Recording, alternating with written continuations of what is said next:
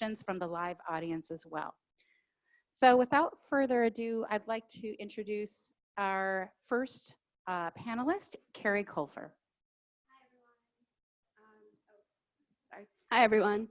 So thanks for being here with us tonight. I'd like to start first by acknowledging that we're on Indigenous land and that the city of Washington, D.C. itself sits on Piscataway land. And I'd like to recognize the important role the Piscataway people have in this community still, and to pay respect to them and their elders. So thank you. So my name is Carrie Colfer. I'm Tlingit from the Kagwantong clan of Southeast Alaska, and I'm the new lobbyist on Native policy here at FCNL. So I came to FCNL because I wanted to pursue a career in Native policy, Native advocacy, but I also was really interested in advocating for the Violence Against Women Act. It's something I really focused on in my academic career throughout college and law school, and I saw that FCNL, that was their legislative priority as well, so I felt it was a really good fit for me. And Lacina will talk to you more in a couple minutes about her experience with VAWA. But in my time here, I hope to continue to work on VAWA and to address the crisis of missing and murdered Indigenous women. And I just want to finish by saying I'm really excited to be here. I'm really hopeful for the future of our program. I just got back last night from a trip to Fairbanks, Alaska, where I attended a Native policy conference on behalf of FCNL, where I met a lot of Native and non-Native advocates who are working towards the same goals that we are. So I'm really excited to work with them and to work within FCNL on something that I really care about. So that's how I spent my Indigenous Peoples Day, but I'm glad to be back here celebrating it with you. And next I'd like to hear from Ruth Flower, who was an FCNL staffer for 25 years who actually proposed this fellowship program. Thank you, Kerri. I'm glad you're here too. So I worked for FCNL for about 25 years. It was from 1981 to 1996, and from 2006 to 2016. I'm not good at math. And I was the one that worked on our budget. But during that time, I handled quite a few different domestic issues: poverty, civil rights, criminal justice, I don't know, a lot of those things. And, but I also was associated with the Native American program for most of those years, one way or another. Either I was carrying it in my own portfolio or I was a supervisor of it. So it's something very dear to my heart.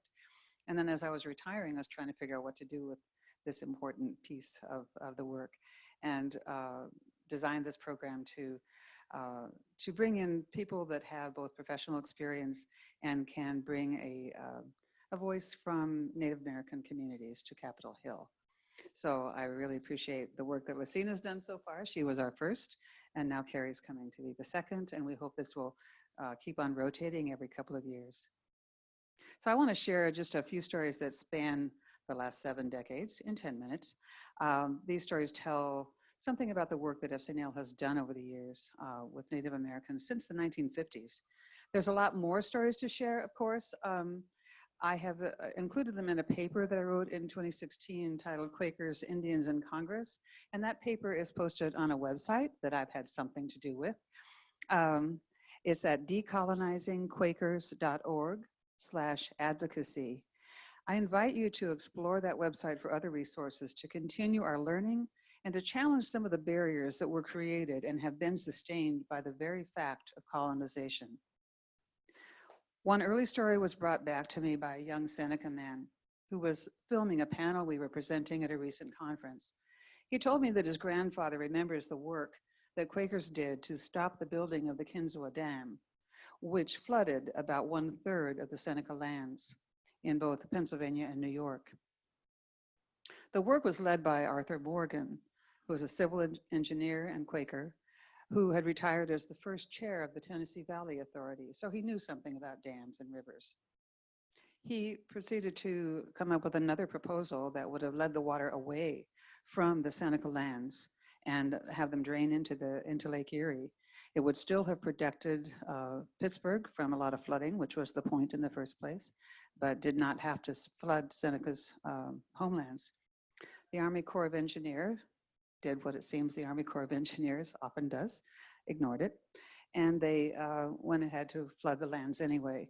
Congress then had some bills that they were considering to provide some resettlement assistance, relocation assistance, and compensation. But Congress didn't act on those bills until just before the Seneca were being required to leave. So FCNL lobbied vigorously on that during that period of time. And I was sad when I first read about this in our history that we weren't able to stop the flooding. That seemed like that was the end of the story to me.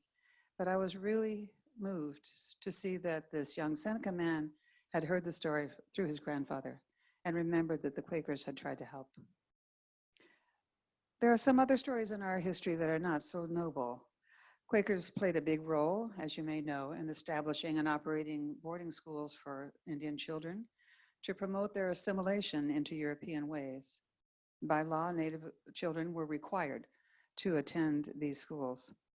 To learn more about our role, I recommend Paula Palmer's report, Facing Our History and Ourselves, in the October 2016 issue of Friends Journal. Generations later, we find that more than 130 languages were lost, along with many cultural traditions. Excuse me, I lost my page. Tribal governance was weakened for a time, and tribal members were scattered, and many are still traumatized today. During that same era, 90 million acres of Indian homeland were sold to non-Indians, nearly 2/3 of the land that was supposedly reserved to them for Native Americans.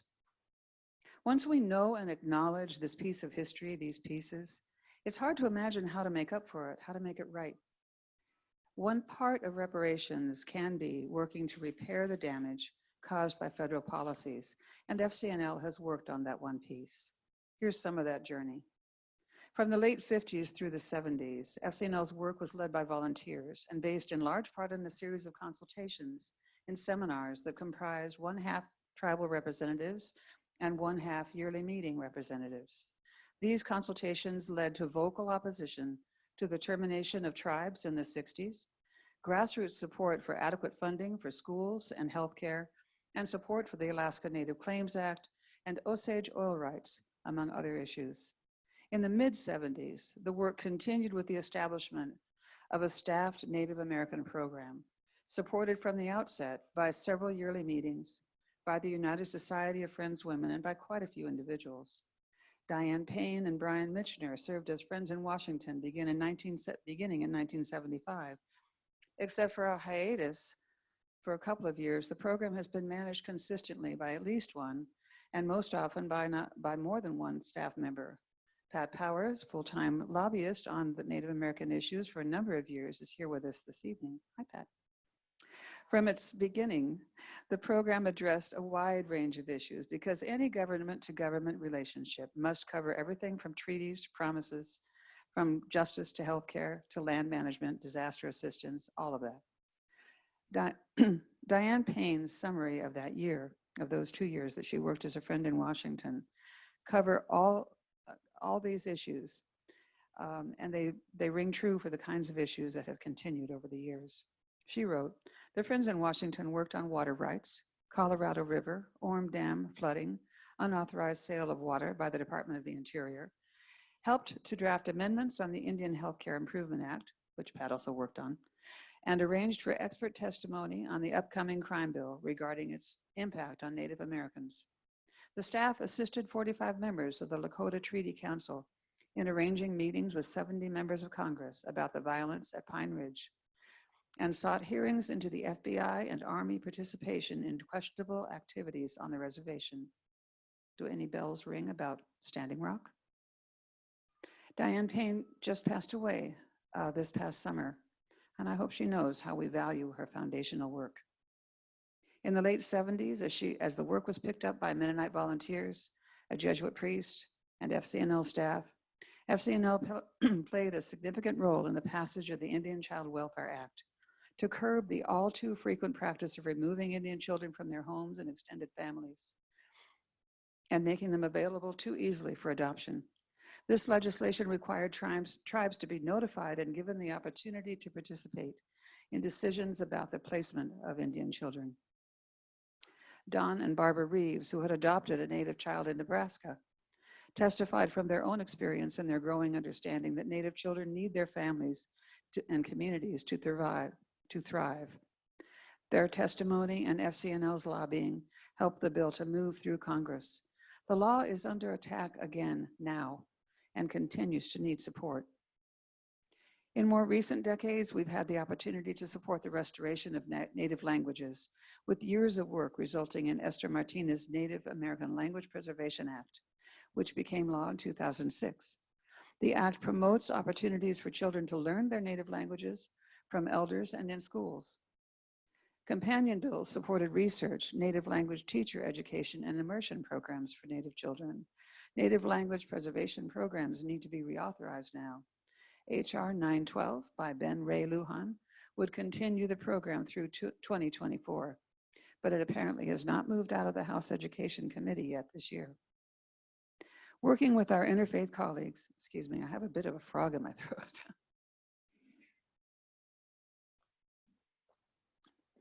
But I'm celebrating that I have a voice tonight, so this is good.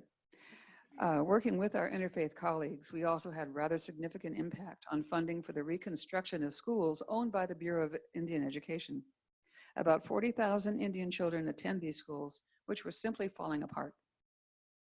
A commission study released in 2011 reported that 78 of the 183 schools owned by the BIE were in poor condition, and poor condition means that they are unrepairable and should just be torn down and replaced. So 78 schools. The cost to bring these schools up to just adequate condition was estimated at that time to be $1.3 billion. The amount in the budget, the federal budget, for school reconstruction for these schools was $2 million. The faith group advocates lobbied vigorously for adequate funds to replace all of the schools in poor condition. While Congress declined to provide the full amount, it did increase funding to $39 million in 2015 and $58 million in 2016, and construction began on some of the worst. Another area of concentration in recent years has been tribal justice systems. Part of what was destroyed when tribal governments were weakened and members were dispersed to cities was the ability of tribal governments to keep their citizens safe. Jurisdiction over tribal lands and tribal citizens is fraught with overlapping complications, including tribal, state, and federal laws, along with exceptions to each and various interpretations of all. This patchwork, its crazy quilt of laws prevented already underfunded and overextended tribal police from protecting their citizens and having any role in arresting or keeping people who committed serious crimes on the reservation. We lobbied for the Tribal Law and Order Act in 2011 and the restoration of the Violence Against Women Act in 2013, which for the first time included language specific to tribal jurisdiction and provided resources directly to tribal justice systems. These newer laws introduced some changes that now allow tribal police, in some circumstances, to arrest a non-Indian for certain kinds of crimes committed in Indian country, which is a big change. Lacina and Kerri will tell you more about their continuing work in this struggle and how important the Violence Against Women Act is going to be as it gets reauthorized. All of these stories hold places in a long arc of change. Nothing happens quickly, but looking back along the arc, it's possible to see clear contrasts with previous policies and an even sharper contrast with the way things might have gone if we had not engaged in the effort. The arc bends toward justice, but only when people of each generation stand on it. So I'm happy to pass the baton to the next generation.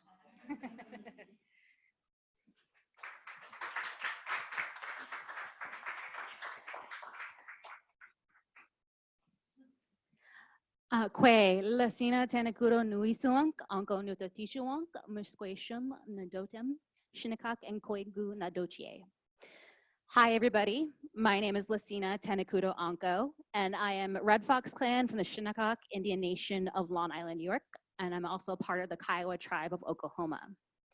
So I was born and raised on the Shinnecock Indian Reservation.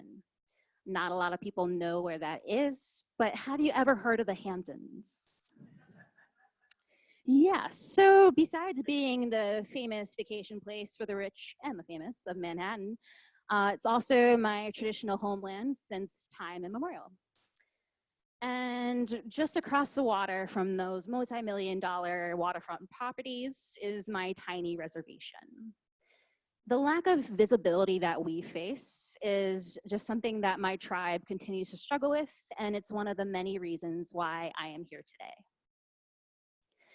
To put it simply, representation matters. Without tribal leaders, advocates, and policymakers who are willing to speak up for Native people here in Congress, Native voices will continue to be overlooked. I've always known that the importance of policy and how it can affect tribal communities like my own. And I wanted to be a voice for my people and to advocate for our rights, but I just didn't really know how to do that. And then I learned about FCNL and the Native American Policy Program. And this was truly a one-of-a-kind opportunity, and it's for individuals who are passionate about advocating for Native American rights. And it's also one of the only 2-year-long fellowship opportunities, and it's led by a faith-based organization. So I knew that this position was something that I was looking for. And I was very fortunate enough to be chosen to be the first congressional advocate on Native American policy. So I began my fellowship with FCNL in November of 2017, and I quickly learned that the best way to learn about policy and how Congress works is to just hit the ground running. Within the first 2 weeks, I had written advocacy letters to Congress, I provided constituents updates on FCNL's policy work, and I facilitated coalition meetings for faith-based advocacy groups and attended other coalition meetings with our partners. And it was definitely a whirlwind experience, but it's just been a fantastic experience. So after consulting with several interfaith partners and tribal organizations, I determined FCNL's policy priorities for the Native American program. And for the past 2 years, I've focused on the crisis of missing and murdered Indigenous women and ending violence against Native women. So Native women are facing alarmingly high prevalence of violence. On some reservations, Native women are murdered at 10 times the national average. That's 10 times the national average. And over 80% of Native women will experience violence in their lifetime. That includes sexual assault, intimate partner violence, and stalking. And this violence has led to the silent crisis of missing and murdered Indigenous women.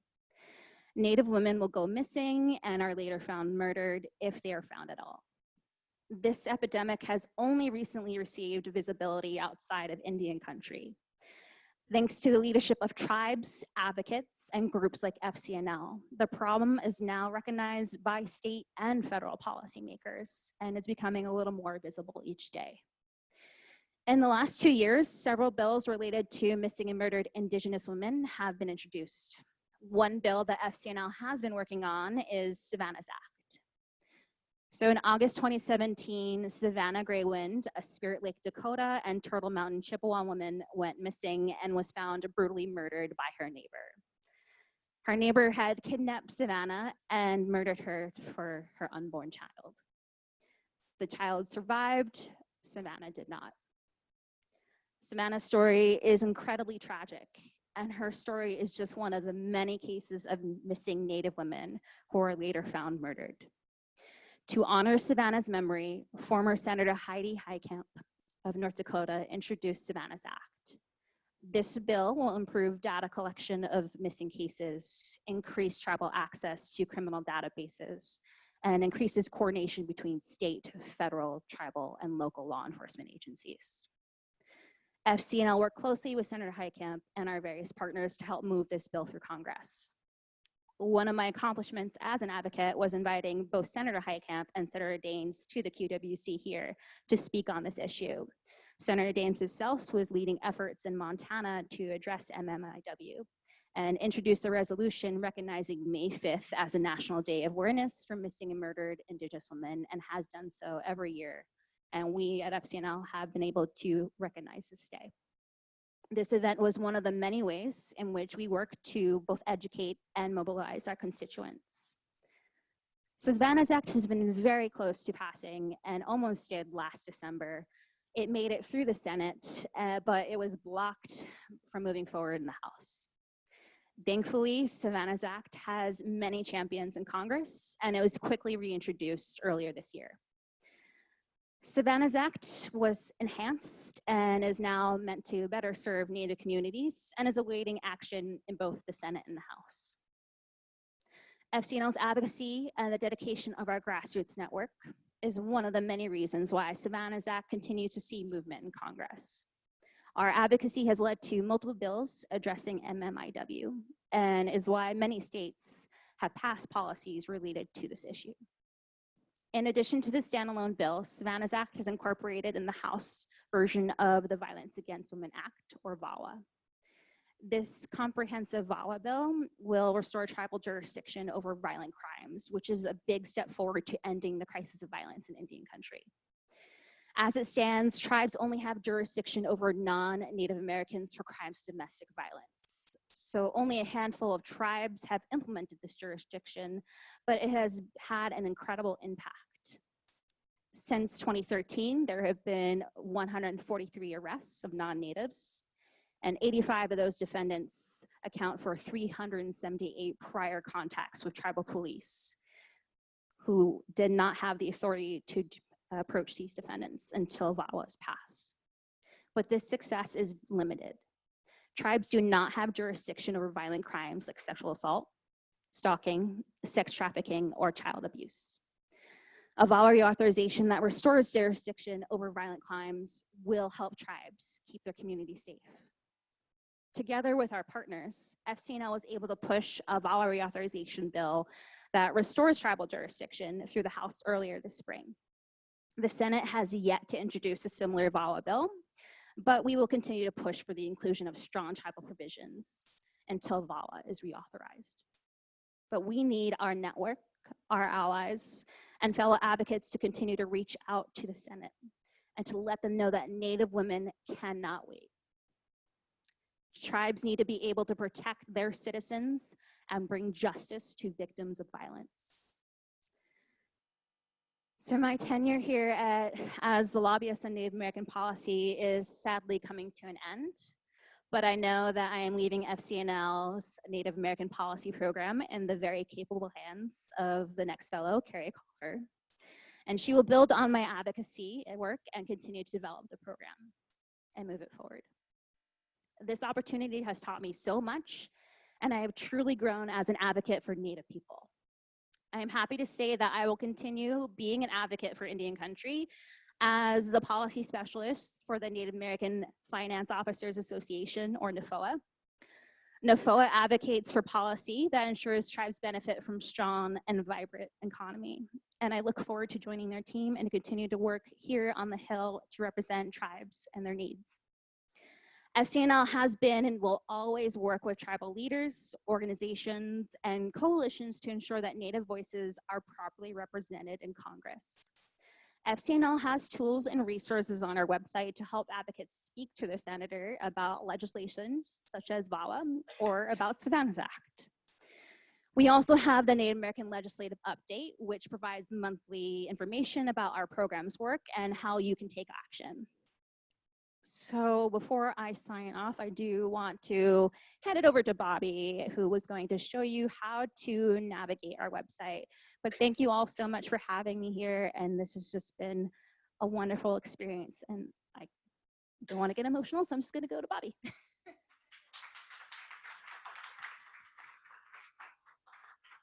Weren't our panelists just fabulous tonight? Wonderful panelists. Thank you.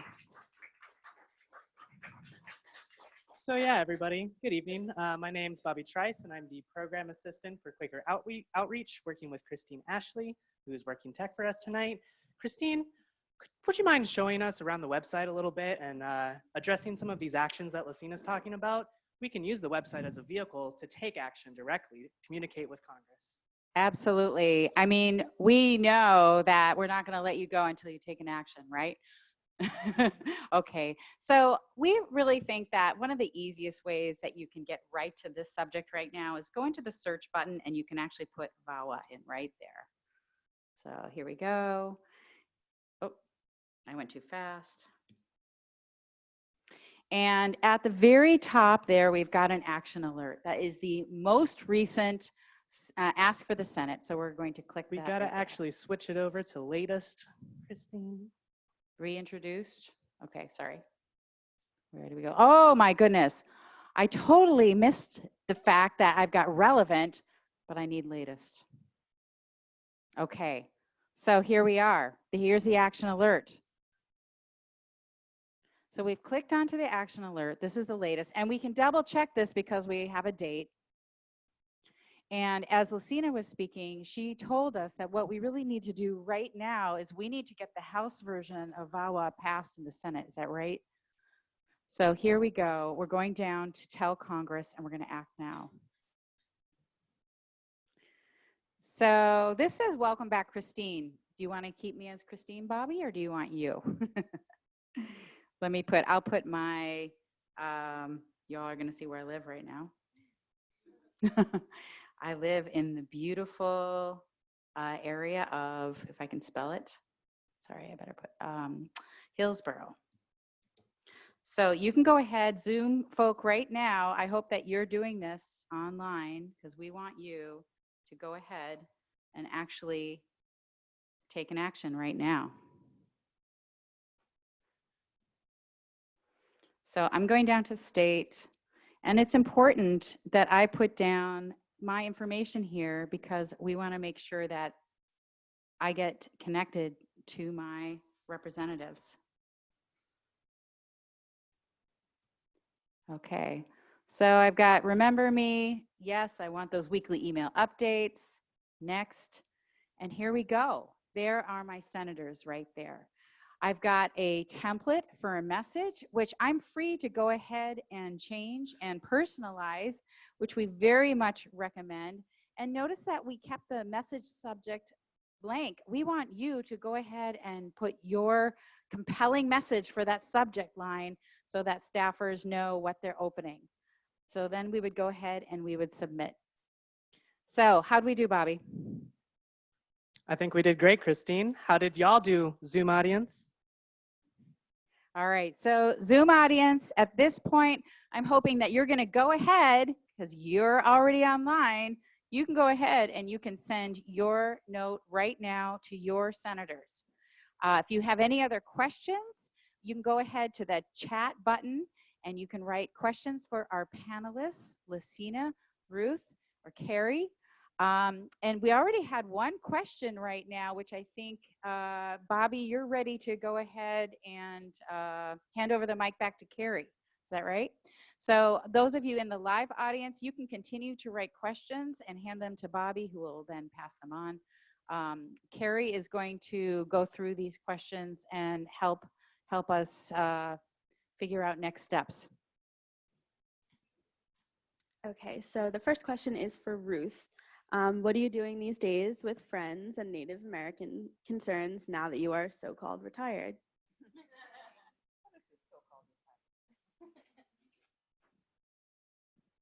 Okay. Well, I just casually mentioned the sign that I happen to have, decolonizingquakers.org. I'm working with a group of about 12 people, Quakers from all over the country, so that was a good beginning. I'm not familiar with a lot of really positive action that took place around that time. Then more recently, we've had a resurrection of these annual meetings with tribal representatives, with the President of the United States, as you would have with other diplomats from other foreign nations. And they have the departments that have something to do with Native Americans, which are most of them, are required to hold consultation sessions with the Native American representatives, the tribal representatives that are there. This is at least a recognition of the status. Then there are individual situations where the agencies are supposed to be consulting with the tribes, generally over a change in policy that affects them. I just heard of another one today where, no, indeed, they did not. So there are some occasions, let me say, where there is consultation, and that's about as far as I could go on that. So one of the ways that the government has gotten a little better on, but folks in general can work on, is the acknowledgement that treaty obligations are not limited to reservation or tribal lands. Just because I leave the res doesn't mean that the Congress no longer has an obligation to fulfill. We need to recognize that a lot of what's happening in any country isn't just tribal land. Any country is all of this land. And that over 80% of Native people live in urban areas. And so moving forward when it comes to programming, to really make sure that urban communities are supported and built up, and we have the resources we need, and we're not excluded from bills that are important, such as the various missing and murdered Indigenous women bills that are in Congress today.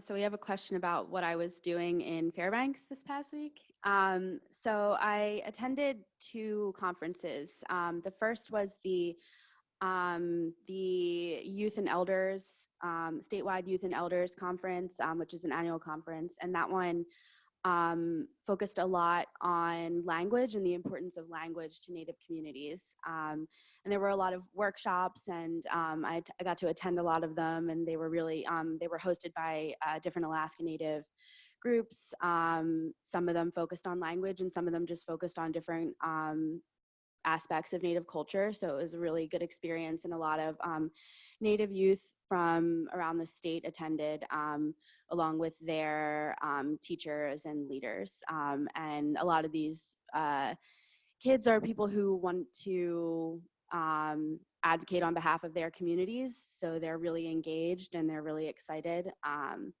to be there. And then the second conference I attended was the Alaska Federation of Natives Conference, which is more policy-based. It's where the Alaska Native tribes send delegates every year to determine the legislative and policy priorities for the upcoming year. So it's when they pass resolutions, they hear from different Native leaders and state lawmakers. So I was able to attend them both and also meet with other Native organizations who work on the Violence Against Women Act and addressing missing and murdered Indigenous women. So that was my favorite part of the trip, or meeting people that have the same passions that I do. So it was a really, really good experience. I was really happy to be there. So.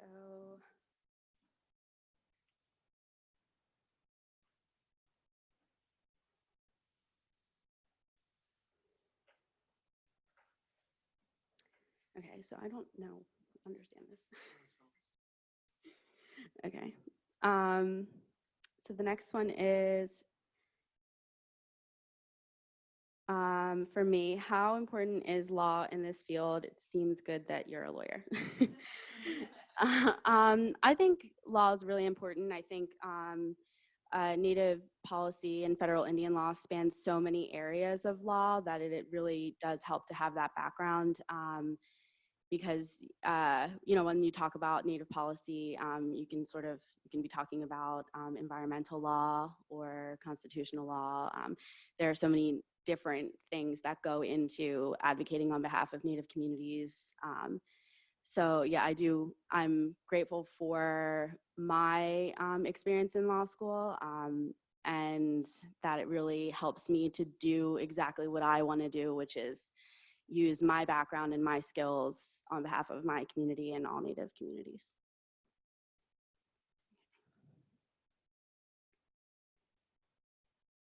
I think we have another question. And then I think that's the last one.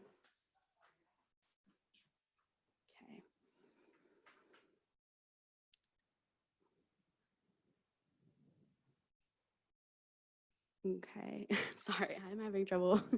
Are there ways to make progress on mineral rights on, okay, so I thought it said lamps, but lands makes more sense, so yeah.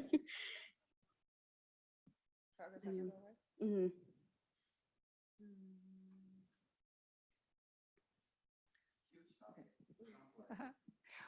It's an illustration of why being a lawyer helps, because you know where to look it up in the law book. But the mineral rights, I'm not aware of the current things that are going on in that area. Lately, it seems like a lot more comes up as litigation, because a path has been more or less cleared for that, but with some previous things being either litigated or worked out through law. But there are some that just seem impossible to untangle. So I don't really know the path forward on that. I don't know of any current legislative handles on that. Have you heard of any? No. Sorry. Thank you. And so our last question is, how have the political dynamics changed with more Native representation in Congress? It's a good one. As I said before, representation matters. I was very fortunate to meet both the new Congresswoman Davis from Kansas and Congresswoman Hollins from New Mexico.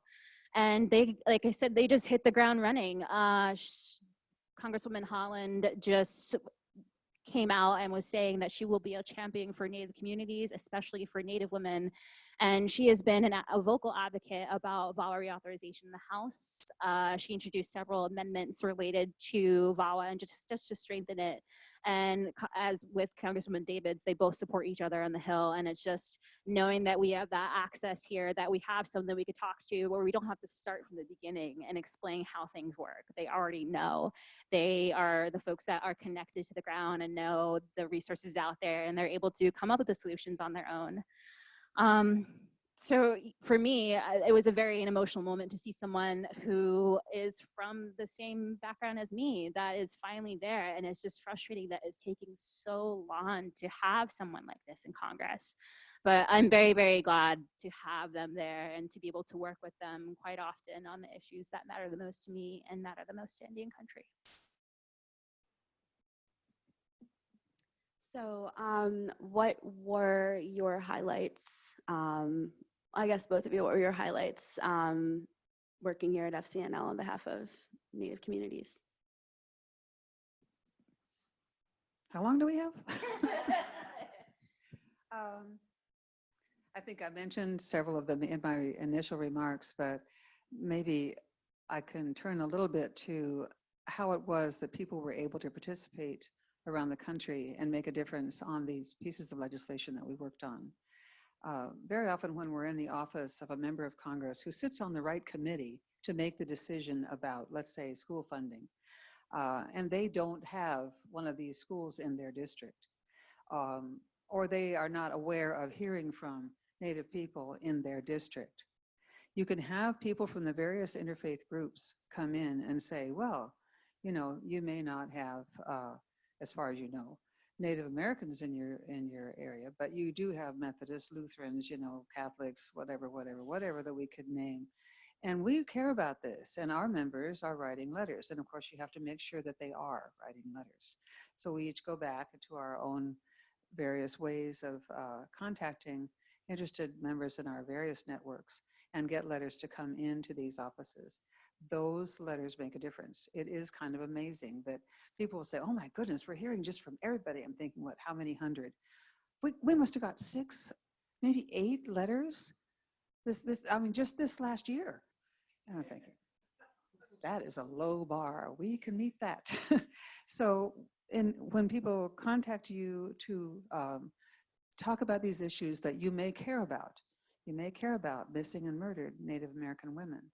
The person on the staff of your congressperson may not have heard about it because they might not sit on the committee that has heard the terrible testimony about what's going on. And if you take the information that FCNL provides and you tell your member of Congress that you care about this and you want them to do something about it, that's going to make a difference. Yeah, how to choose just a couple in the next 10 minutes we have left or so. um, for me, my job as a lobbyist is to not only be an expert and to talk to the staffers or members of Congress about these various issues, my job is to connect them to the ground and to connect them to the various resources within the community so they can tell their stories and share it however they want to. So if you don't know, I was in Boston for several years before I came here to DC, and I was the site manager of an urban Indian health facility called Native American Lifelines. So it is an urban resource for Native folks that are in the area of Boston or Baltimore, whereas our parent site was. And I just got to see firsthand just how things like the budget line item of IHS affects us, and just a trickle down effect where we are scrambling for resources. And for me, even though I was the site manager, I was the driver, I was the social worker, I was everything I could be just to help my people and meet their needs. So I went to my former senator, Senator Warren, and I talked to her office to let them know, well, have you heard about Native American Lifelines? Have you heard about the North American Indian Center of Boston? Well, let me help you connect with them. And she actually connected with them, and she took time to meet with both the executive director of NACOB and of Native American Lifelines. And she was able to meet with those people and hear their stories. And so when the shutdown finally happened in November, she actually mentioned them in the floor speech, and she talked about their stories. Their stories were also my story too. And just to know that that happened because I was able to just to talk to my representative and say, hey, you should really talk to these folks. And that to me, just to see that we were able to have a champion now and that they are truly dedicated to helping Indian country.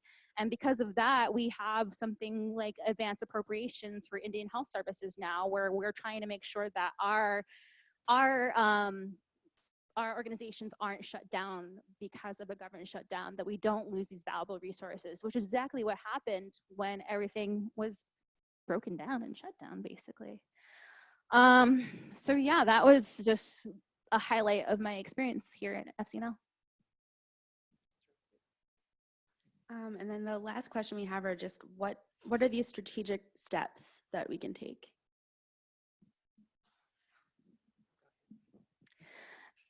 In general, like we said, FCNL is a resource. We do have various handouts, fact sheets, and leave behinds, and information, just in case you're a little nervous and don't exactly know how to do a lobby visit. So like we said, we can just go to fcnl.org for that information, and you can learn how you could talk to your representative. Right now, we are seeking for folks to talk to their senators about why VAWA needs to have strong tribal provisions, and this specific provision about restoring tribal jurisdiction over violent crimes. I also recommend just learning more about people's experiences and the testimonies they provided for these policies.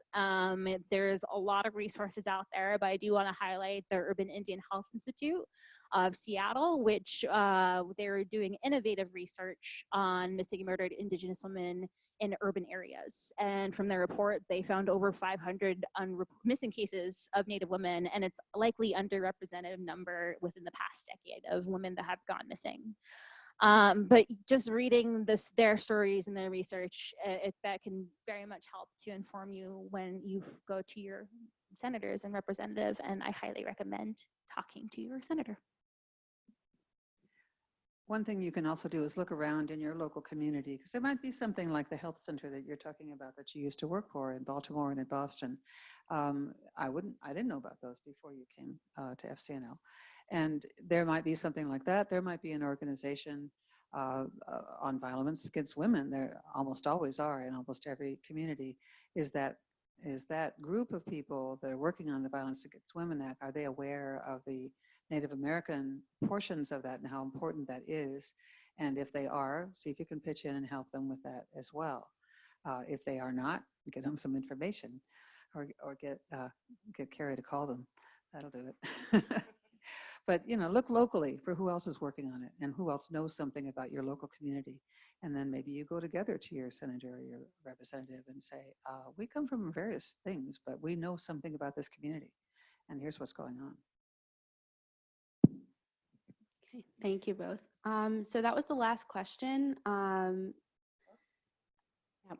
So, so Yeah, Christine, we had one piece of information that just came from the Zoom audience, which was a question or a comment about an upcoming Pendle Hill conference on decolonizing Quakers towards right relationships with Indigenous peoples, April 30th to May 3rd, and the registration is open this Friday already. So maybe Ruth knows a little bit about that conference. Yes, that conference is being led by the little steering committee that I've been on, and they're having planning sessions on the program right now. The decolonizingquakers.org actually grew out of the conference like this that occurred last May. It's a group of Quakers and friends of friends that get together to see what we can do from where we stand, where we sit, to make a difference in this area. So I don't know the topics yet that will be covered at the upcoming one. I know I'm going to be there one way or another, and it'll be well worth your time to go. thank you. I think they're just calling it right now Decolonizing Quakers. Everything has that name these days. Thank you. Thank you everyone for coming out tonight and for everyone on Zoom. We're really grateful that you wanted to, bring awareness and learn more about our program here and to celebrate Indigenous Peoples Day with us. Thank you so much to our incredible panelists. If we can give them all a round of applause.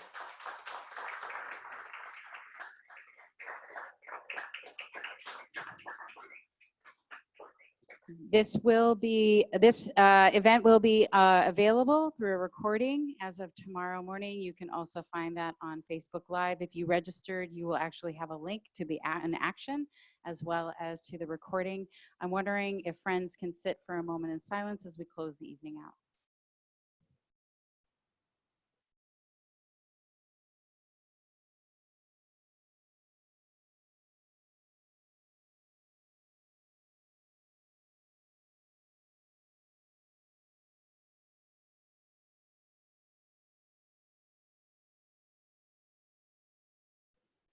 On behalf of the Friends Committee on National Legislation, we want to thank all of you for spending this time with us this evening. Be well.